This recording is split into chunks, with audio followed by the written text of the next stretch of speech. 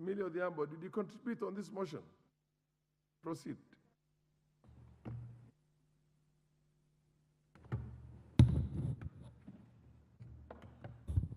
Thank you, Mr. Speaker, for giving me this opportunity. Mr. Speaker, I wish to congratulate Honorable Owen for bringing this bill, and I support, but with proposed amendments.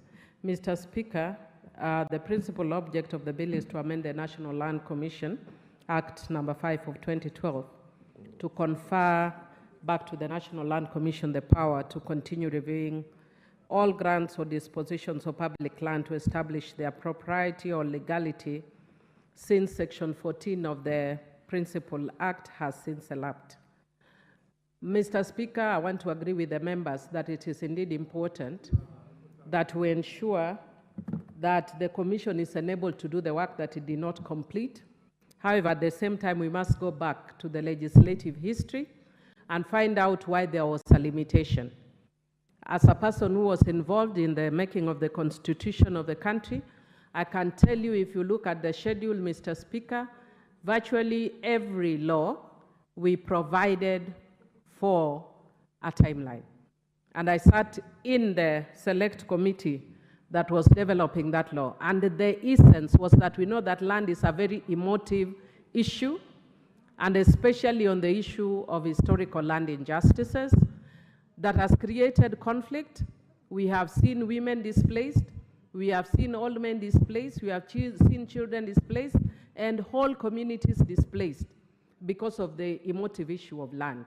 And that is why you are saying that if there's a thorny issue, especially in the coastal region, where there have been issues of land injustices, you cannot leave it open forever.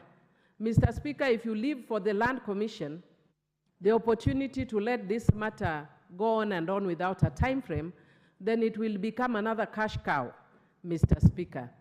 Mr. Speaker, you know that in this country, and I've said it before on the floor of this House, that when you see a task that is never completed, it's because people want to eat out of it.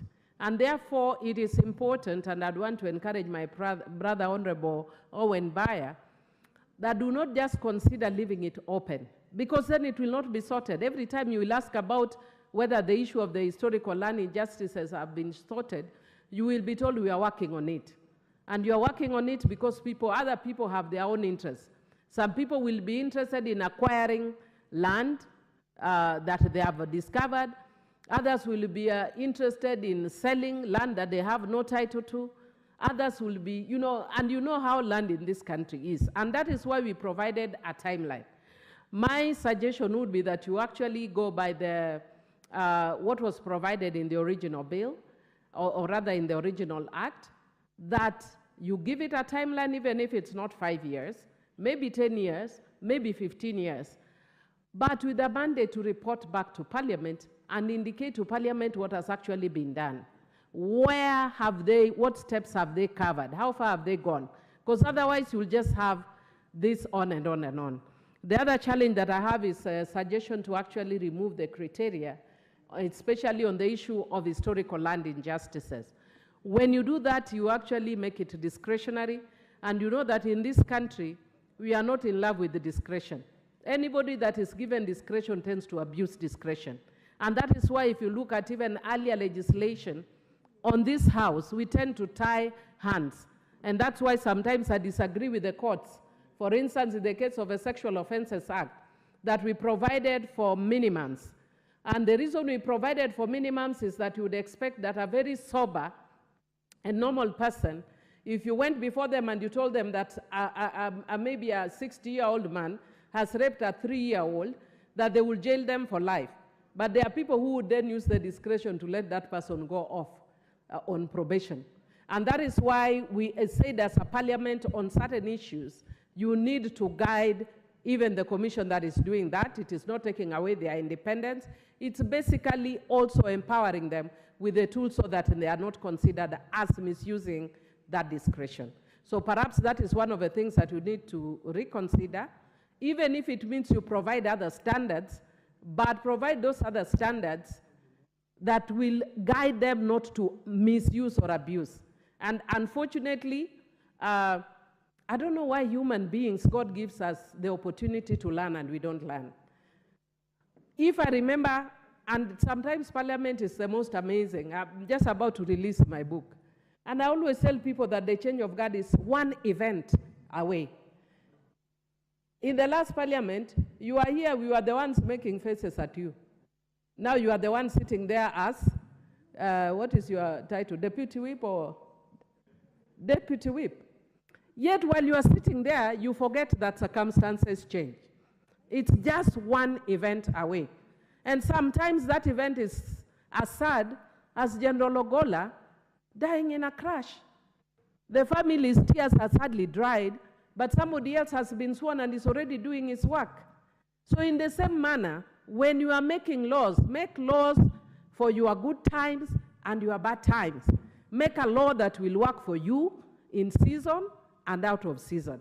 And that is why I know there's been a lot of concern about the proposed amendments, that it might create new, I don't want to call them historical because they are no longer historical, current injustices. That there are people who are seeking to punish others who they deem to have taken land. Now it is our time to grab. Let us now put a wider time frame so that we can grab that land. Grab it knowing that people will come for your own children. The same way I'm saying you are sitting there, just a few months ago, you are not sitting there.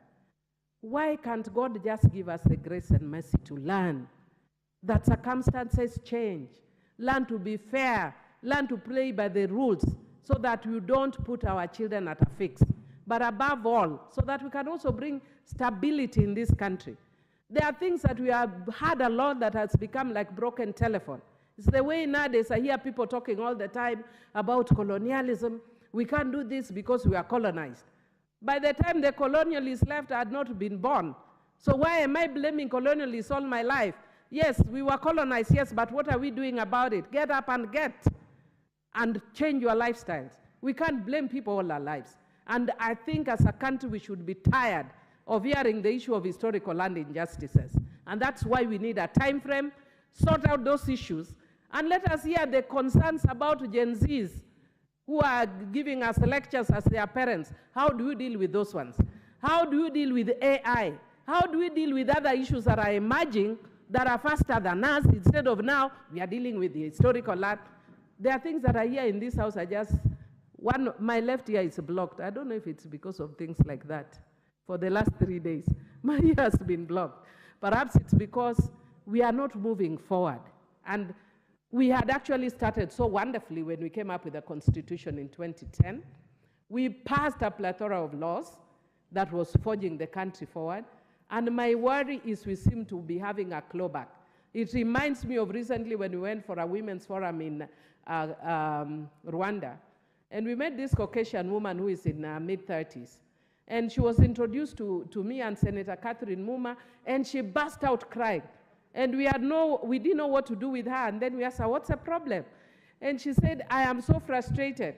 In the women's agenda, we make steps forward, 10 steps forward, 15 backwards. And I told her, don't be worried. We may appear to be doing so, but there are small gains that we are making. Can we as a country lead by example? Let us be the example in Africa by showing that we can make strides where other areas are actually, other countries are stagnated or are going back. Please, Honorable Baya, this is a good bill, but reconsider the issues that will keep us in a rut as a country, where others want to now grab because it's our time to eat. I support with amendments. Mashako Dan.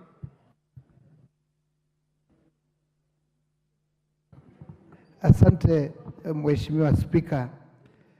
Masuala ya ardhi ni masuala nyeti, ni masuala ambayo Bunge la Kitaifa